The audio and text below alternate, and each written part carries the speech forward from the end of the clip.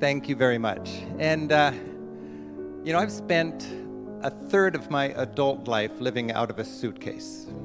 And looking back on those 30 years, 4 months every year traveling, it occurs to me, it's really clear, thoughtful travel, is well worth the time and the money. And I'd like to take just a few minutes to explain to you why. Travel opens us up to the wonders of our world in so many ways. It helps you appreciate nature. I mean, for me, a great day is walking high in the Swiss Alps, like tight-roping on a ridge. On one side, I've got lakes stretching all the way to Germany. On the other side, the most incredible alpine panorama anywhere, the Eiger, Monk, and Jungfrau, cut-glass peaks against that blue sky. And ahead of me, I hear the long legato tones of an Alp horn, announcing that the helicopter-stalked mountain hut is open, it's just around the corner, and the coffee schnapps is on. That connects you with nature, and it connects you with culture. And when I'm traveling, I love this whole idea that travel connects us with culture. When I'm traveling, I find that there's different slices of culture that I never realized people could be evangelical about. Cheese, for instance. You go to France, and they're crazy about cheese. I like being a bumpkin in my travels. For me, cheese was always just orange in the shape of the bread. There you go, cheese sandwich. And then I meet these people, and I mean, there's a different cheese for every day of the year. You step into a cheese shop, and it's just a festival of mold. I love going shopping with my Parisian friends. They'll take me into a cheese shop, pull up a moldy wad of goat cheese, take a deep whiff. Oh, Rick, smell this cheese. It smells like the feet of angels. Okay, well, when you're traveling, you open up to new things that might smell like the feet of angels. A great thing about travel is it connects you with people. And, if I'm making a tour or a guidebook or a TV show and I'm not connecting people with people, I'm kind of nervous because it's going to be a flat experience. It's people that really, make your experience vital. That's the mark of a good trip. And it doesn't need to be like earth-shaking encounters. They can be just silly encounters. I was in Italy recently and I met this little kid, and he was just staring at me. It was kind of rude. Finally, his dad said, "Excuse my son, he stares at Americans."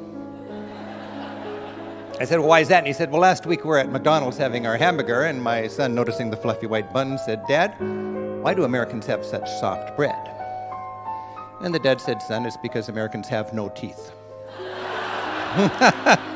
So I showed him my teeth, and I sort of, straightened out a little misunderstanding between peoples there. And it occurred to me there's so many misunderstandings between people, and when we travel, we straighten them out. I don't know about you, but I was raised thinking the world is a pyramid with us on top and everybody else trying to figure it out. And then I traveled and I realized, we have the American dream. That's a great thing, but other people have their own dream. Norwegians have the Norwegian dream. Bulgarians have the Bulgarian dream. These people have the Sri Lankan dream. Travel wallops my ethnocentricity, and I'm very thankful for that. It's something to celebrate. Our dream is beautiful, but so is theirs. In my travels, I have really been impressed by the amount of pride on this planet. Wonderful pride. I was in Afghanistan once, just in a cafeteria where the backpackers were hanging out. A man sat down next to me, said, "Can I join you?" And I said, "You already have." And he said, "You're an American, aren't you?" And I said, "Yeah." And he said, "Well, I'm a professor here in Afghanistan, and I want you to know that a third of the people on this planet eat with spoons and forks like you do. A third of the people eat with chopsticks, and a third of the people eat with their fingers like I do, and we're all civilized just the same." He had a chip on his shoulder. He thought I thought less of him because he ate with his fingers. And that lesson stuck with me. And for the rest of my trips through South Asia, I was aware of that. I went to restaurants, fine restaurants with, well-dressed professional local people that had no spoons and forks. They had like a ceremonial sink in the middle of the restaurant. People would wash their hands and eat using their fingers the way God intended them to be used. It actually became quite natural for me. I had to be retrained when I got home. But these are the lessons you pick up, and it is so fun to change something that you thought was a basic truth. Well, into your adulthood, you realize, hey, other people, smart people, can see it differently. I'm impressed how many heroic struggles are going on this planet all the time that I'm completely oblivious to. Every year, 8 or 10 distinct languages go extinct. That's 8 or 10 ethnic groups that lose a long struggle. I was raised thinking Nathan Hale, Ethan Allen, Patrick Henry, they were the ultimate. Well, they're great, but they're certainly not unique. They're a dime a dozen on this planet. It doesn't diminish ours, but it's really important for us to remember in our travels that there are other heroes and other causes. One great way to make your travels more meaningful is to relate to embrace a contemporary Nathan Hale in a different country. Get into it. An easy one is Archbishop Oscar Romero. Go down to El Salvador, and learn about Archbishop Oscar Romero, a present-day Nathan Hale. A few years ago, I was due for a vacation. I was heading for Mazatlan, and I was just needy for a nice stretch of pristine beach, swept free of local riffraff. I was going to have a plastic strap on my wrist, giving me unlimited margaritas, never have to dirty my fingers with coins. You know what that's like? I was ready. And then some friends invited me to go to San Salvador for the 25th anniversary of the assassination of Archbishop Oscar Romero. He marched with his people. He stood by his people during the civil war that they lost. These were the landless peasants. He said, I'll probably be killed, and when I'm killed, I'll rise again in my people. And I wanted to see Romero and his people 25 years after his assassination. And I went to El Salvador. 2 days into that trip, I was covered with bug bites, in a sweaty dorm bunk bed, eating rice and beans one day and beans and rice the next. And I was having the greatest travel experience you could ever have. It changed my whole outlook. It was really valuable to me. And I marched with those people. And in El Salvador, we came upon a monument that looks a lot like a monument we all know and love, the Vietnam Memorial in Washington, D.C. It's a knockoff of that memorial, right there in the capital city of El Salvador, with just as many names chipped onto that black granite. The only difference is these are names of people who died fighting you and me.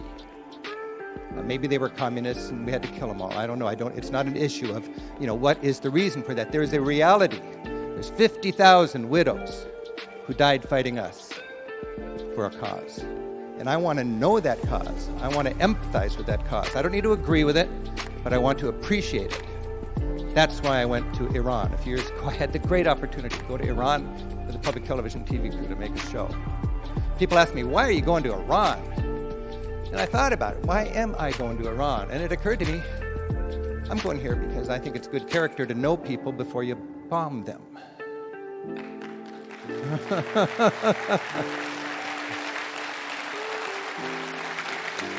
Sometimes we have to kill people, but it should hurt. And it is a nation's inclination to dehumanize its enemies before we go kill them. So I went to Iran. It occurred to me when I was in Iran, I was afraid to go here. And when I got there, I was so glad I had the courage to go there. And I learned once again that fear, and there's a lot of it in our society, fear is, to me, for people who don't get out very much.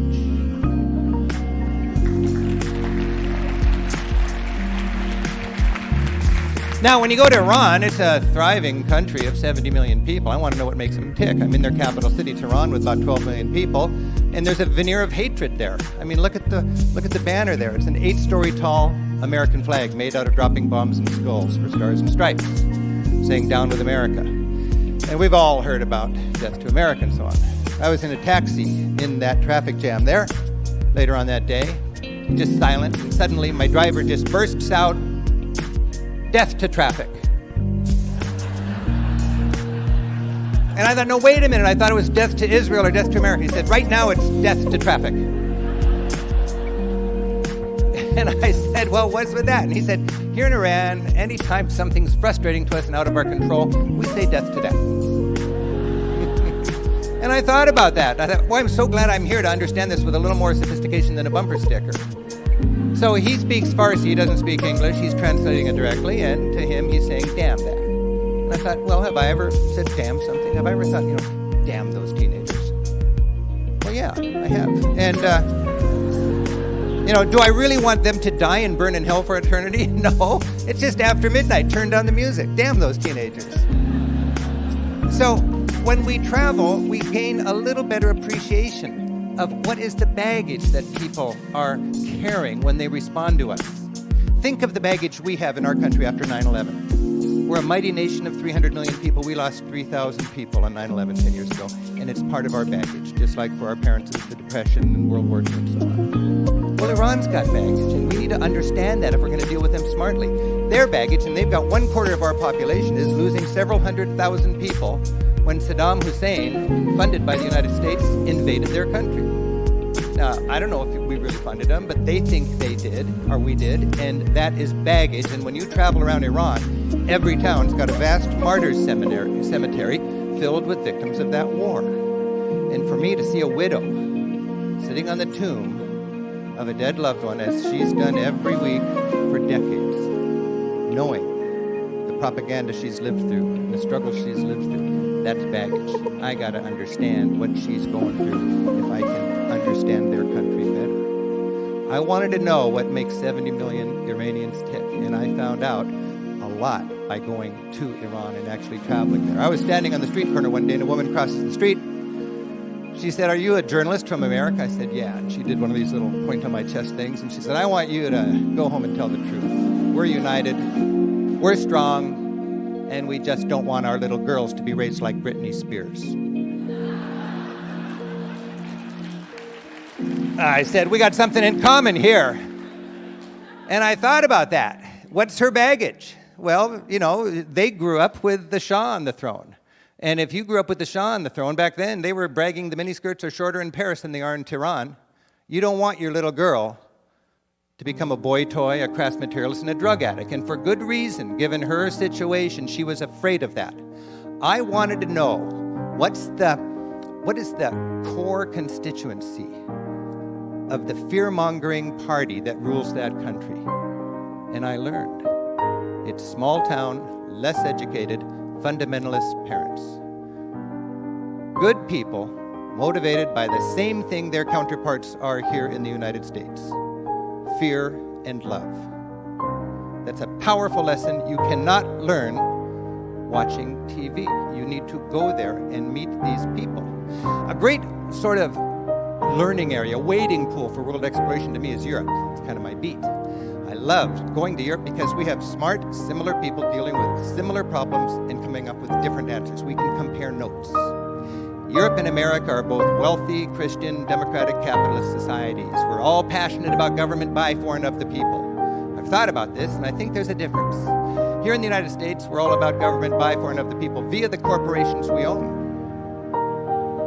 Now, that's not a judgmental statement. That's just a kind of an observation, and it might make sense for a government to provide a good environment for our corporations to prosper. I think in Europe, they've got government by, for, and of the people in spite of the corporations they own. I think their government goes to bat for the future, for the poor, and for the environment at the expense of their businesses.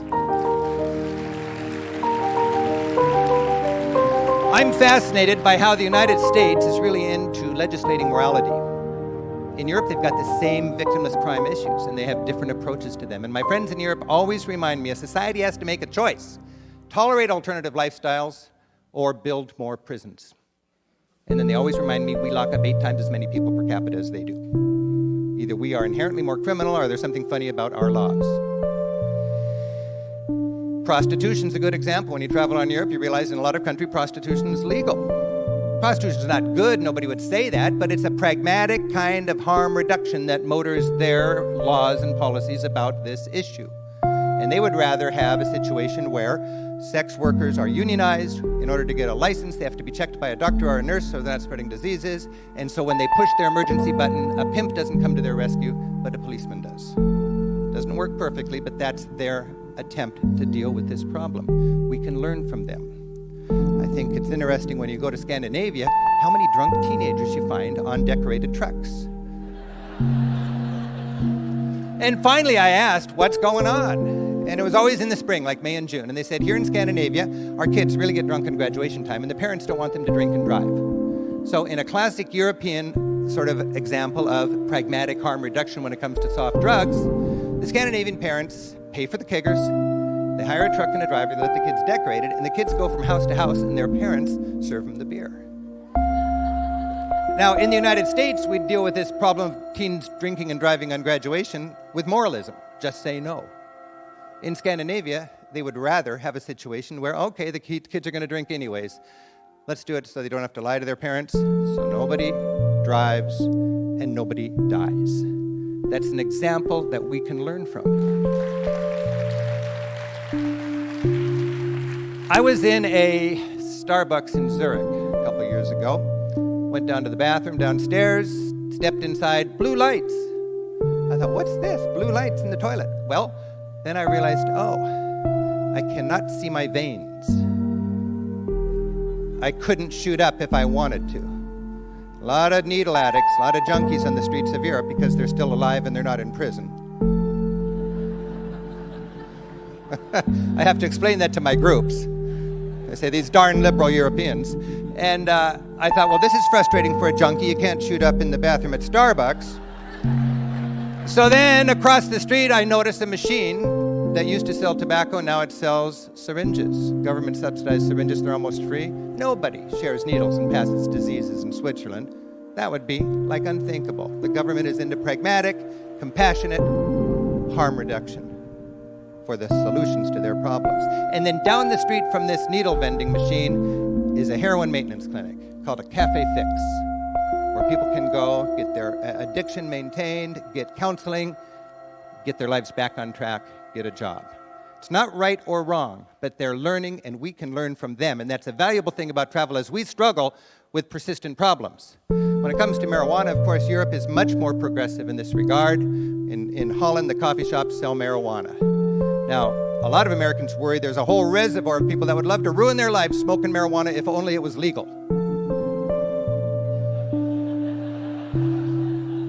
Well, it's been 25 years since they arrested a pot smoker in the Netherlands, and what they found after 25 years is use does not go up.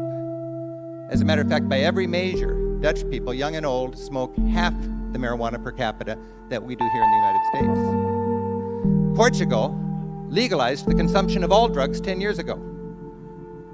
A lot of Americans are worried about the gateway element of marijuana. You know, you smoke marijuana and suddenly you're a heroin addict. Well, in Portugal, they're worried about that too, and they've found the only thing gateway about marijuana is its illegality, because when it's illegal, you got to buy it from a criminal on the street who has a vested interest in getting you hooked on something more addictive and more profitable. We can learn from Europeans, and it's exciting.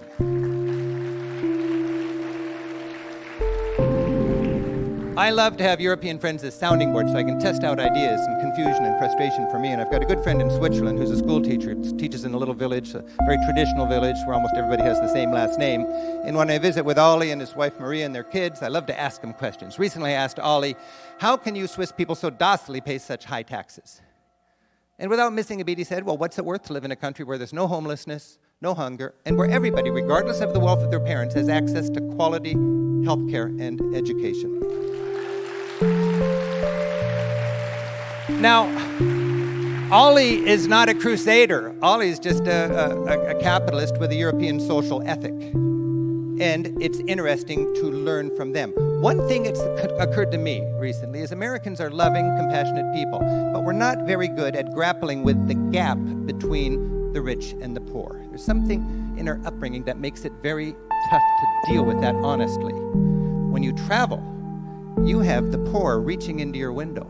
You can't escape it if you're traveling honestly. And for 30 years, I've had the poor reaching in my window. And it's been a powerful impact in the value of my travel.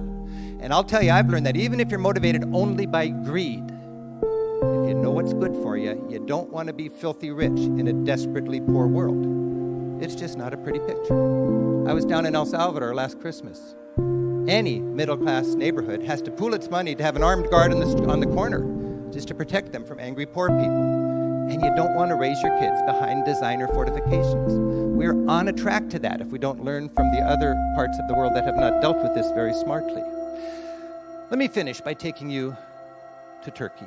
I just love Turkey, and as a tour guide, I had the chance to take a group to get to know a whirling dervish.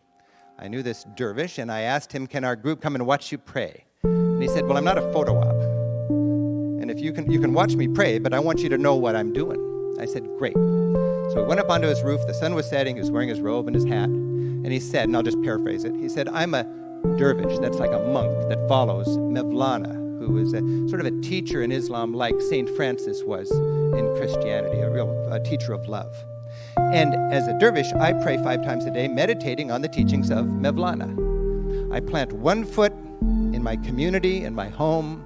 The other foot goes around the world, acknowledging the variety in God's great creation. One hand goes up to receive the love of our Creator, and the other hand, like the spout on a tea kettle, goes down to shower God's love on His creation. And I whirl, and I lose myself in that trance, thinking about the teaching of Mevlana. To be there as a tour guide with my group, watching him, his head tilts over, his robe billows out, and he loses himself in that beautiful thought. I thought, wow, I am really understanding now, like my group was, that this man is very different from us, but he's fundamentally the same. And if we can take home that understanding, that's the very best souvenir possible. And for the rest of our lives, when we look at the rest of the world, rather than fear its diversity, we can better celebrate it. Now, appreciating the value of travel is nothing new. 1,400 years ago, Muhammad said, "Don't tell me how educated you are, tell me how much you've traveled." Thomas Jefferson traveled, and he wrote that travel makes a person wiser, if less happy. Mark Twain traveled, and he famously wrote, "Travel is fatal to prejudice, bigotry, and narrow-mindedness." I've traveled, and travel has inspired me to be engaged and to do what I can to make a difference. In other words, it's helped me to become a better citizen of this planet. And I hope thoughtful travels can do the same for you. Thank you very much.